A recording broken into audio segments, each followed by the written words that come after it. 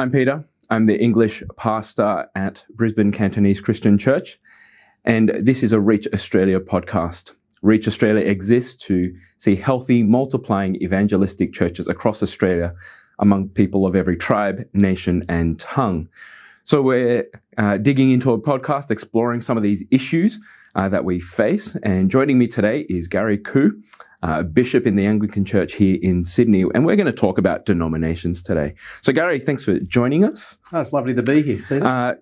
Tell me a little bit more about yourself. What's your story? How are you, where you are now? Yeah. I'm second generation. My parents migrated to Australia from Malaysia. Where are you from, Peter? My parents were from Cambodia, so refugees here in Australia. Yeah, so you come to Australia for new opportunities, for education, and I always talk about what the migrant dream is. Dad gets a job, buys a house in a reasonable suburb. Kids go to school, get a good education, getting a good degree, get a job so they can buy a house, which is 5-bedroom, 2 garage, one for the Corolla, one for the Odyssey, and then the spare room later on for the parents to move in with you. So that was the dream. That was what was supposed to happen to me. And all of a sudden, I met Jesus and things got derailed and I ended up as a bishop. So that's kind of my story. I'm married to Pearl. I've got 2 teenage kids. Awesome. So what's kind of your experience of church being growing up here? Tell us a little bit about that. Yeah. The first church I went to was a suburban Baptist church, Ryde Baptist. But I was very keen for my father to hear the gospel. And being a Chinese man, I thought that going into a Aussie suburban church would be a bridge too far for him. So I had good friends at a Chinese Christian church at Milson's Point, and I brought my father to Chinese Christian Church at Milson's Point.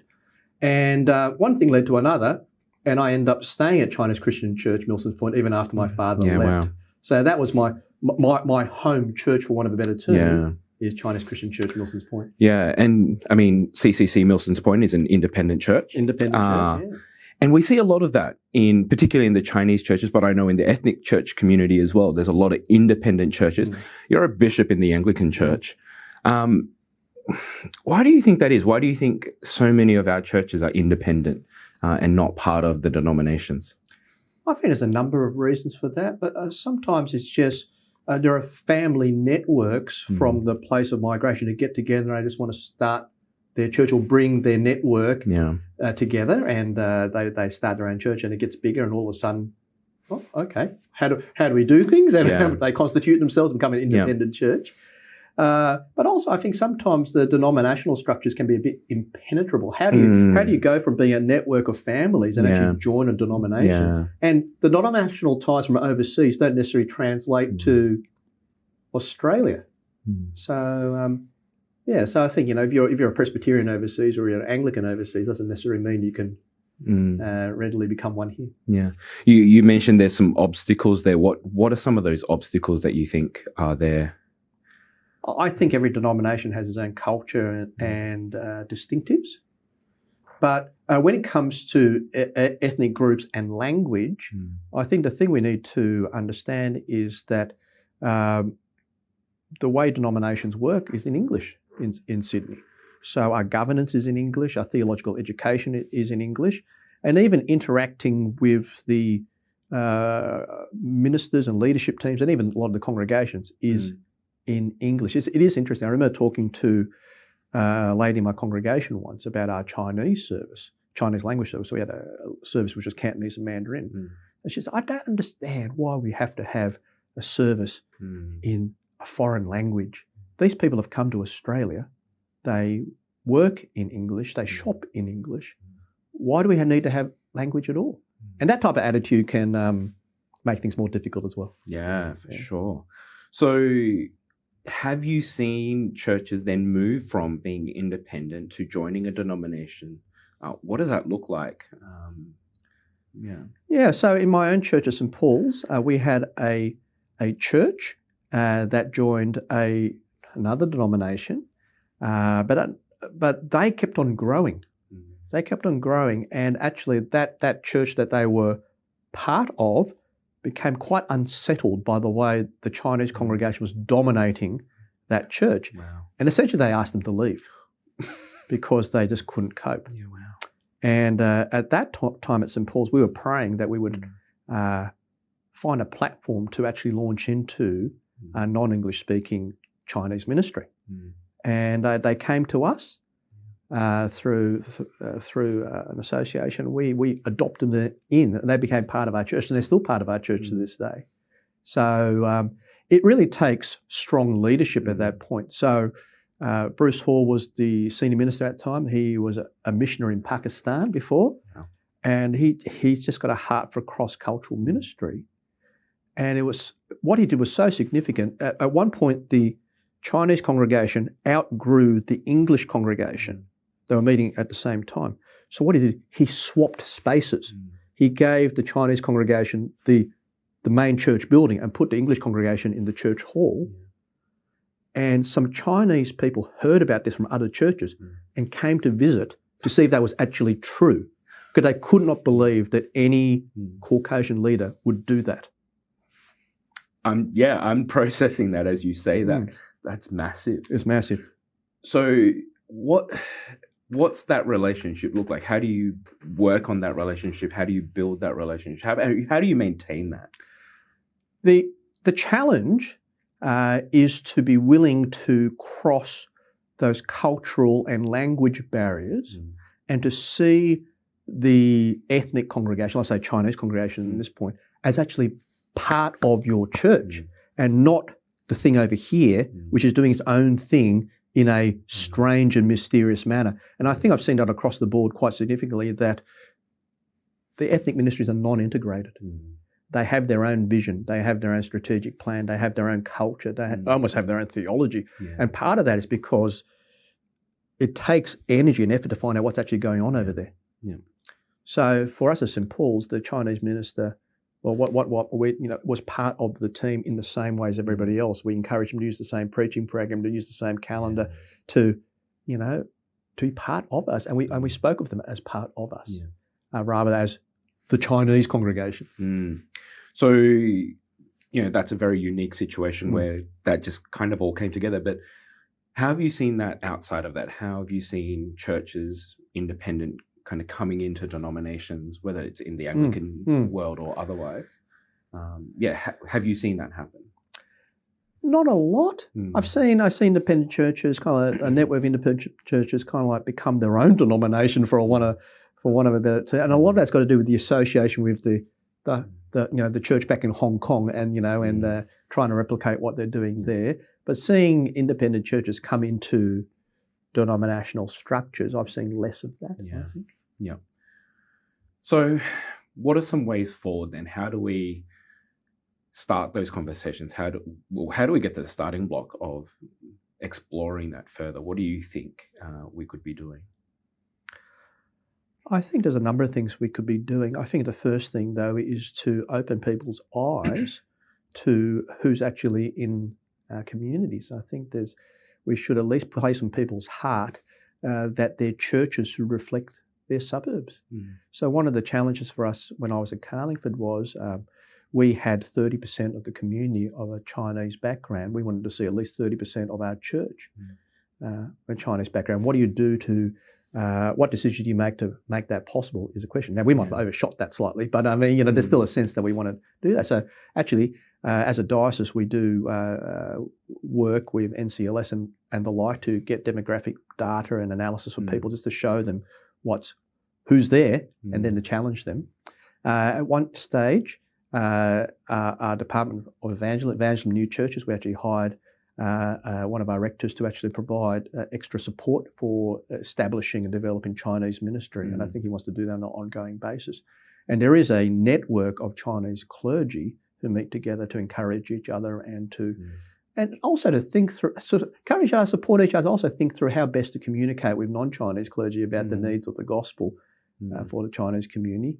My Chinese minister also runs a training conference for people from Mandarin-speaking background, and there's a network of Chinese pastors involved with that. But I think the rate-limiting step in our system, in the Anglican system, is always the rector, the senior minister, and the challenge is how do we communicate with them a good way forward in developing Chinese ministries. And what I've seen is I think people's hearts are in the right places. They desperately want to start Chinese ministries, like by starting an ESL or something.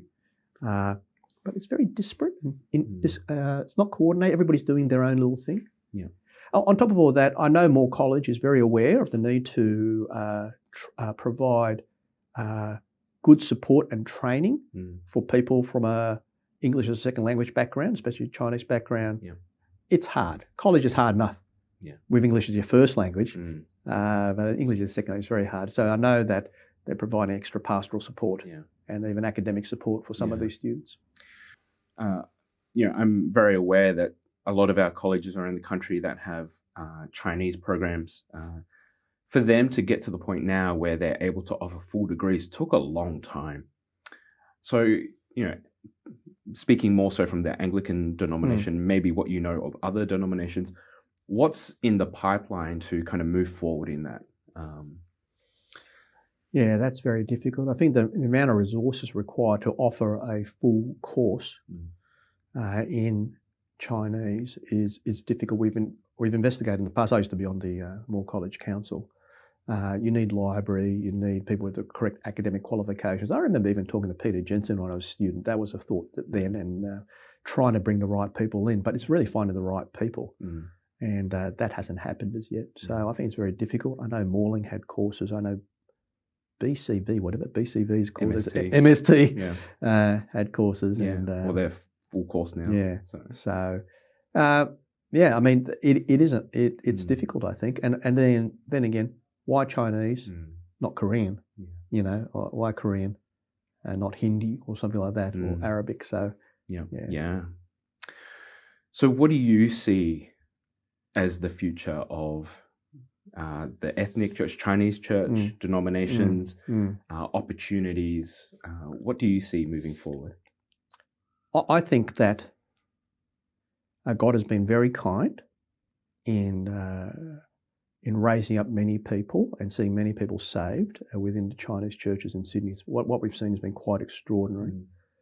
The fact that 2 of our 5 bishops are, second generation Australian Chinese is highly unusual, I think. But just shows that, God's done a great work through the Chinese churches here in Sydney.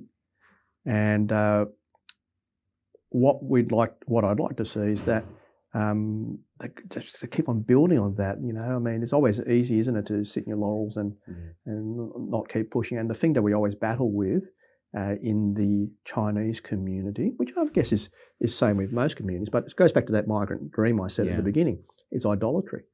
And idolatry that finds its security in professional achievement and material wealth. Part of the reason I think that God has used a lot of second generation Chinese migrant kids to enter Christian leadership is because we are pushed so hard to excel in every aspect of life, especially academic pursuits. And actually, to a certain extent, there is a crossover with those skills with Christian leadership. Yeah, I mean, I was definitely in that boat. I kind of rebelled against that. Yeah. Maybe not vocally, but that's certainly how I ended up where I am now. Yeah. And for me, why did I end up in Christian ministry? I discovered the gospel, and at the heart of the gospel was this idea of grace. Let me tell you, Chinese culture does not work on the basis of grace. It's on the basis of works. Yeah. And all of a sudden, I came to realise that life wasn't about me and my achievements, and my destiny wasn't in my own hands. And it's a miserable thing. Yeah, I'm sure you experienced this, that if you live a life where you're climbing ladders, when you get to the top of a ladder, you know what you discover? You discover the bottom of the next ladder. It's unrelenting. It doesn't finish. Here is the best message in the world that transforms lives. And I guess, you say, what do I want to see? I want to see that message of grace transform many, many lives. And look, my church is very close to a school called James Roos. James Roos, I would say, would be over 90% non-English speaking background. The kids there are very bright, but it's a high level of anxiety disorder, depression, poor self-esteem. These are the brightest kids in the state. But there's this deficient identity because their identity is found in things that don't satisfy. Yeah. And I'd love to see these people come in to know the Lord Jesus Christ and have the life that they were created for. You talk about this rise of second-gen leaders into ministry. How do we continue that? Because you're saying, we could easily just fall into the trap of just resting on our laurels there. How do we keep pushing that? How do we keep moving in that? How do we get into the third generation, the fourth generation, and keep that alive? One thing that Asian people do well is to network with each other, and I think maintaining healthy, self-effacing, generous gospel relationships with the network is part of the key. We're not. I just developing trust. So, for instance, on Friday, I was at a Presbyterian church. I was at Grace Point Presbyterian, training their potential ministry workers in leadership and being their keynote speaker on their fundraising night for ministry apprenticeships. Yeah. An Anglican bishop speaking at a Presbyterian church. Why? Because I've known Eugene Hall before both of us trained for ministry. I've known, Elliot Koo since he was a teenager. I've known Kamal since he was at university. It's relationship. It's not structures that will help us keep pushing forward. So just being a relationship, being self-effacing, praying for each other, strengthening each other's hands. I run a conference called MTS Recruit. Why do I do that? Actually, it'd be kind of nice not to do that a lot more time. But what I'm trying to do is provide a foundation infrastructure for other people to come into and to raise and recruit their own leaders. And part of that, I've always had a heart for people who haven't had the same experience as the Chinese. So I remember praying that God would bring subcontinental people to our conference. And then God brought these Malayalam speakers, like Ben George and to our conference. It was the most exciting day of my life to see these subcontinental brothers walk into the conference. And now they're on the other side and going to ministry. The other thing I'd prayed for back when I was at Carlingford was for Koreans. Now, we never got many Koreans coming into our church. Having one of the largest Korean churches in Sydney on our doorstep didn't help that. But somehow God brought me into contact with some Korean pastors, and I've tried to work with them on the same thing. And I've actually gone to a Korean uniting church to preach for them and also to talk to their people about training for ministry. So I want to strengthen the hands not only of the Chinese, but the Koreans, and to bring what God has blessed us with to them, so that they might see many, many people raised for ministry. You talk about governance and structures that denominations provide.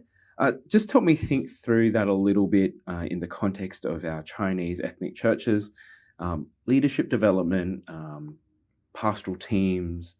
Help me think through that a little bit more.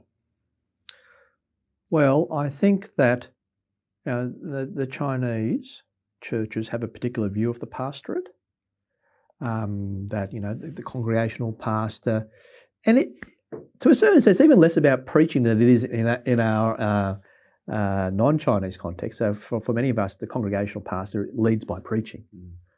But in the Chinese churches, the pastor is supposed to be humble, supposed to be the one seen to be serving and visitation, and being there to pray for people is almost the chief thing. So the pastor is chaplain. So here is your issue. If the pastor is the chaplain, then who leads the church? And a lot of these Chinese churches is the elders or the deacons who lead the church, and the pastor is seen as an employee. And I think part of it also culturally is there is a sense that the pastor is both admired as being the godly, holy one who will always pray at the beginning of every meeting, but also despised to a certain extent. No one really articulates this, but there is a element where a person only becomes a pastor because they couldn't do anything else, right? And it's supposed to be a humble, poorly paid position. So again, very hard when you've got a church culture that thinks of the pastor like that, for the pastor to say, you are wrong and we need to move in this way, and there'll be change. And so again, the whole view of the pastor or lead pastor I'm talking about the more Chinese-y side, that's a real challenge. And then I guess another challenge is as you scale up, then how do you lead that church? So how do you do a larger church if your view of the pastor is as chaplain and you have to be in one-to-one relationship? Because the way we would normally do that is we develop a system. So you develop a system where you would have people overseeing pastoral care. So you'd have a pastor there, training teams, you have teams of pastoral carers, and that would disseminate down. But if it's only the pastor who can pray, then they'll work against the system and you won't be able to scale. And what will happen is the church will only be able to minister, will be limited by the relational span and capacity of the pastor. So there's a real cultural element that has to be dealt with there. I mean, I'm fully convinced that actually we do church well when we actually look after all the various elements of church, and of all the various elements of church are working together in a synergistic manner. And you've got eyes on everything. So I mean, people can talk about the 5 M's or the ecosystem, whatever. I mean, let's put terminology aside, but there is a sense that we want more than chaplains or more than just preachers, because there's so much more to the Christian life and to discipleship that needs to be invested in. So I think that's going to be a real rate limiting step for our ethnic churches to get beyond the pastor visiting and praying for me when I've got an ingrown toenail. You talk about Carlingford and just churches wanting to reach out, particularly to non-Chinese or non-ethnic groups that are similar to them. Talk me through some of the just what you've seen, some of the opportunities, some of the challenges. What does mission in the Chinese or ethnic church look like? Yeah, I mean, it's interesting. I mean, I think the Chinese are very mission-minded in the way they see church. They're always keen to add to their number. The way to do it slightly differently, though.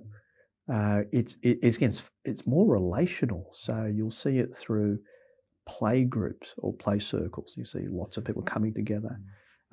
ESL is an interesting one insofar as I think most people come to ESL not necessarily to learn English, but to meet with each other. And so again, for the Chinese churches, I see a lot of grandparents turning up to ESL, because what has happened is that the children are both working, so the grandparents have come out to Australia to look after the grandchildren. Yeah, but the way that they do that way, they also do it. So we would normally do something like Introducing God or Alpha Course or Simply Christianity or something like that. They would have a movie night, with some type of dramatic story about, doctors being brave during SARS or something like that. Or they get a comedian out from Hong Kong and he'd weave some gospel thing in there. I even know that this sticks in my craw because it works against my principles. But I've seen people join the choir as non-Christians and they get thoroughly converted. And I have no idea why. It makes me think of gospel choirs in Japan. I've had a little bit to do there. And it's just non-Christians coming to sing. And through that, they become converted because they're singing the gospel. It's not the way I want things to happen, right? I love to see people saved, but I'm of the, you open the Bible with somebody and, so again, there's that outward looking, and again, when it comes to non-Chinese though, I don't think that the Chinese congregations really have a vision beyond the Chinese.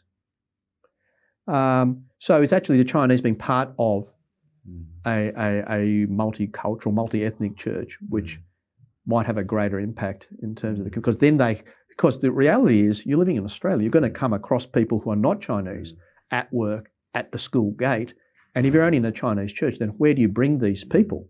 So that's a real rate limiting step. Yeah.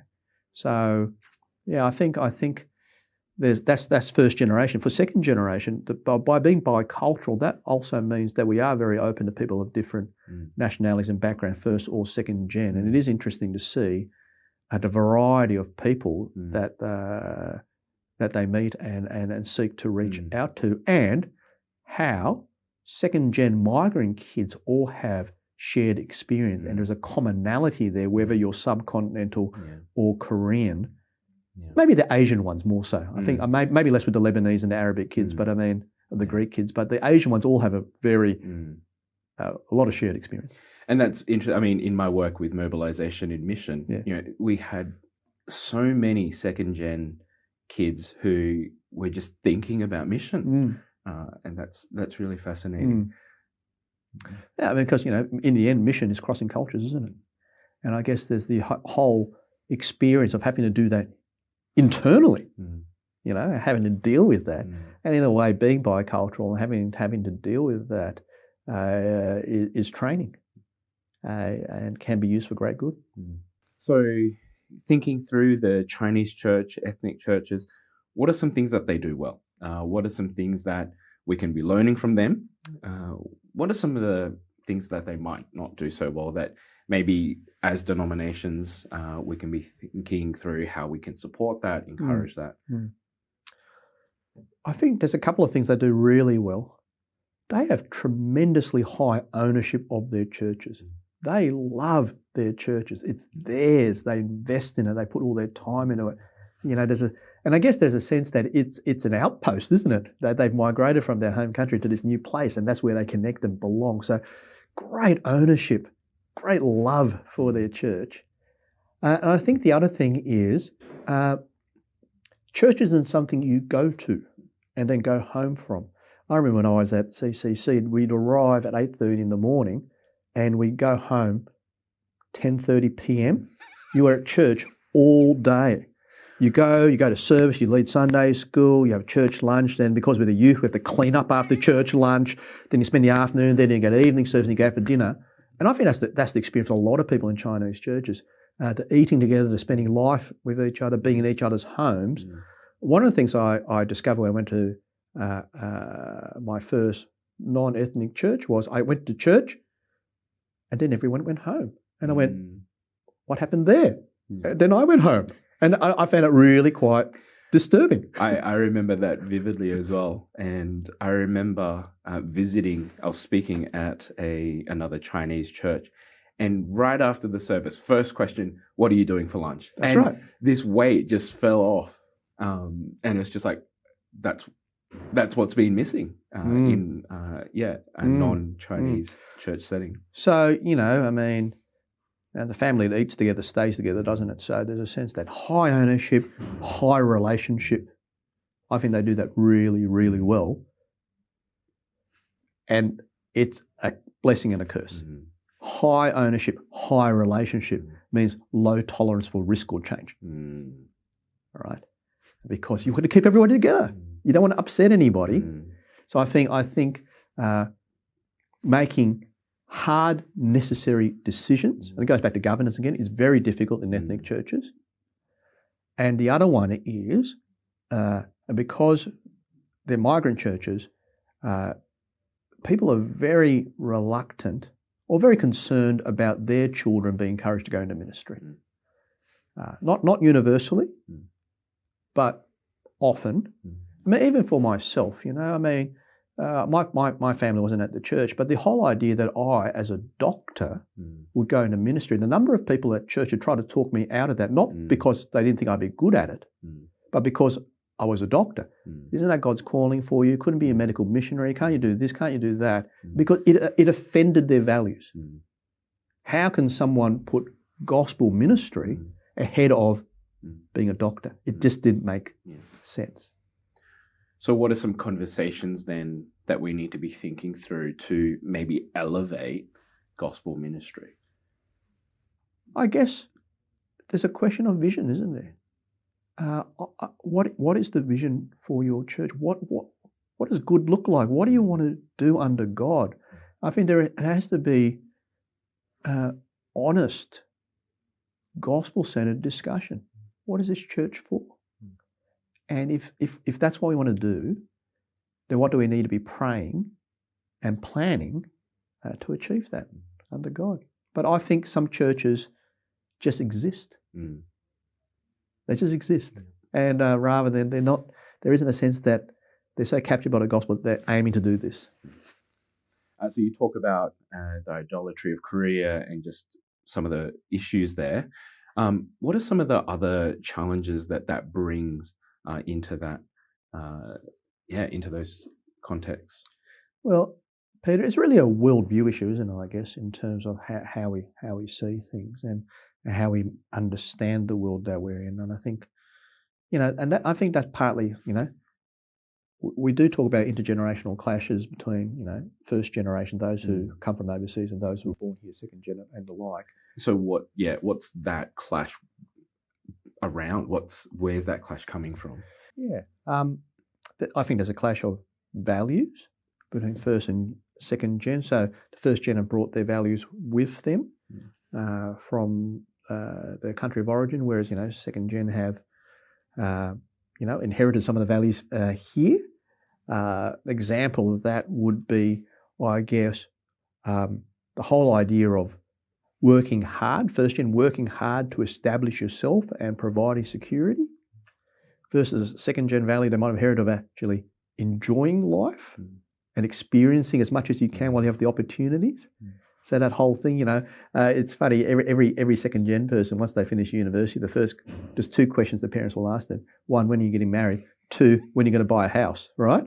So, I mean, it's you know what I'm talking about. I guess the other thing is most second gen kids, is that right? Most second gen people go to university. That's just the way it is. And at university, and as Christian kids go to university, they have such a great opportunity to engage with the scriptures because our ministers at university are so good. And I'm really, really thankful for that. So they learn so much Bible, they get discipled, they get encouraged, they get their vision lifted, and then they bring that back to their churches and wonder why their churches are not more like that. And they talk to the first gen people, and it's like they're speaking a different language. Yeah. And that leads to frustration. There's miscommunication. Yeah. And I think that can lead to some disharmony as well. And I mean, some of us have heard of the silent exodus, where the second gen, out of frustration, out of misunderstanding, they've left those churches. And it's, I mean, in my experience, a lot of them have gone to a lot bigger churches, in some cases a lot more Pentecostal, charismatic churches. What do you think is happening there? I think there is a sense that for these people, their whole experience of church has been a very controlled, very formal, and I say it very carefully, almost a lifeless experience of Christianity. And they know that it's got to be more than that. If God is God and God is great and God is glorious and the Christian life is filled with joy and wonder, that it's got to be more than what they've experienced in their Chinese church. So they go looking for that. Having said that, I don't know how long that will sustain them. Yeah. That's interesting because I think about one of my experiences where I found myself in a large church and there was this exodus. And I think after about 6 months, I just found them hungry for the word. And I just found them going to a really conservative Bible study ministry just to be fed. So I think that's really fascinating. Yeah. Thanks, Gary, for your time today. I'm Peter, and this is a Reach Australia podcast as we explore some of the issues around Asian Australian Christianity. If you're a Christian leader, pastor, and you're wanting to grow more, why not check out the Reach Australia Development Program? Find out more by going to the Reach Australia website at reachaustralia.com.au.